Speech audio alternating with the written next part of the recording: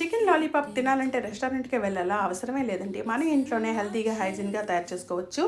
In detail video నా ఛానల్లో ఉంటుంది, తప్పకుండా చూడండి. దీనికి కావాల్సిన ఇంగ్రీడియంట్స్: లాలీపాప్ పీసెస్ తీసుకోండి, చక్కగా క్లీన్ చేశాక 1 spoon of salt and 1 spoon of chilli powder, 3 spoons of cornflour, అలాగే half spoon of vinegar and half spoon of soya sauce and 1 spoon of ginger garlic paste వేసుకొని చక్కగా marinate చేసుకొని 30 minutes పక్కన పెట్టుకున్నాక మళ్ళీ సలసలా మరుగుతున్న నూనెలో ఆ చికెన్ పీసెస్ అన్నింటినీ ఇలా వేయించుకోండి.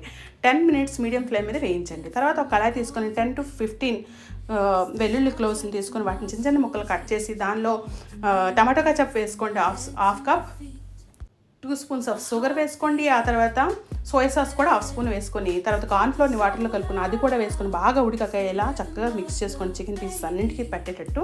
తర్వాత చికెన్ పీస్ని చక్కగా నువ్వులతోని కొత్తిమీరతోని గార్నిష్ చేయండి. ఇక మన చికెన్ లాలీపాప్ రెడీ అండి. సబ్స్క్రైబ్.